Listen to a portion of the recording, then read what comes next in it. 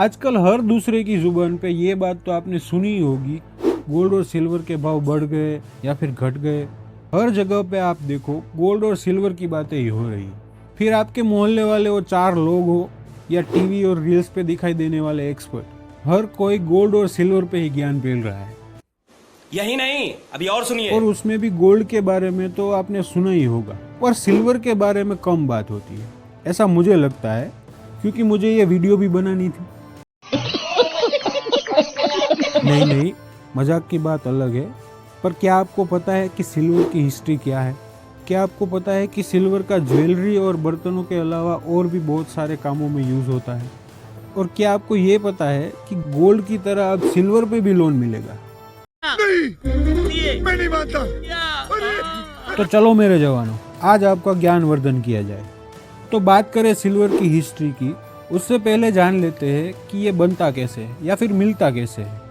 तो सिल्वर जो है वो माइनिंग में कभी प्योर फॉर्म में नहीं मिलता, उसे अदर मेटल्स के साथ एक्सट्रैक्ट किया जाता है। अदर मेटल्स जैसे कि जिंक हो गया, कॉपर या फिर गोल्ड एक्सेट्रा। मतलब सिल्वर कभी अकेला मिलता ही नहीं, हमेशा सिचुएशनशिप में होता है। ये सब क्या देखना पड़ रहा है? अच्छा है मैं अंधा हूँ। अब बात करते हैं इसकी हिस्ट्री की। इंडिया में बात करें तो मौर्य और गुप्त काल में भी सिल्वर के प्रमाण देखे गए हैं और उस टाइम पे सिल्वर को एज अ करेंसी भी यूज किया जाता था। इसके अलावा इंडस वैली सिविलाइजेशन, उसमें भी चांदी के बर्तन और ज्वेलरी वगैरह के प्रमाण देखे गए हैं। और हमारे एंशियंट स्क्रिप्चर्स जैसे कि ऋग्वेद में भी इसका उल्लेख मिलता है। और इसी के साथ साथ प्राचीन इजिप्ट और ग्रीस की हिस्ट्री में भी सिल्वर के एविडेंस देखे गए हैं। और कहा जाता है कि यहाँ 3000 BC में माइनिंग के दौरान पहली बार सिल्वर को एक्सट्रैक्ट किया गया था। और तब से लेकर आज तक सिल्वर को एक प्रेशियस मेटल के रूप में जाना जाता है।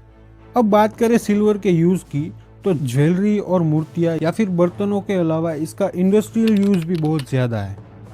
ऑलमोस्ट हर इलेक्ट्रॉनिक प्रोडक्ट जो आज हम यूज़ कर रहे हैं उसमें सिल्वर यूज़ किया जाता है। एग्जाम्पल के तौर पे देखें तो इलेक्ट्रिक कार्स या फिर सोलर पैनल्स और ऐसी बहुत सारी इंडस्ट्रीज है जहाँ सिल्वर यूज़ किया जाता है। तो अब आप समझे कि सिल्वर के रेट क्यों बढ़ रहे हैं। अब डिमांड इतनी हाई होगी तो रेट बढ़ेंगे ही। अच्छा, पर आप कहोगे कि अभी तो सिल्वर के रेट गिरने लगे हैं, तो इसके पीछे भी रीजंस है। जैसे कि जब फेस्टिवल का सीजन चला जाता है तो डिमांड कम हो जाती है, और डिमांड कम हो जाती है तो भाव गिरने लगते हैं। इसके अलावा जब इसके रेट ऑल टाइम हाई पे होते हैं तब इन्वेस्टर क्या करते हैं, वो प्रॉफिट बुक करके निकल लेते हैं। अब आप सोचोगे कि उन्हें कैसे पता लगता है कि कब निकलना है, तो आपको बता दूं कि RSI यानी कि रिलेटिव स्ट्रेंथ इंडेक्स ने ऑलरेडी ये सिग्नल दे दिया था कि सिल्वर ओवरबॉट हो चुका है। और यही रीज़न है कि इन्वेस्टर प्रॉफिट बुक करके निकल रहे हैं। और इसी के साथ साथ कुछ जियोपॉलिटिकल रीजंस भी है जिसकी वजह से रेट्स में चेंजेस होते रहते हैं। अब बात करते हैं आपके फायदे की।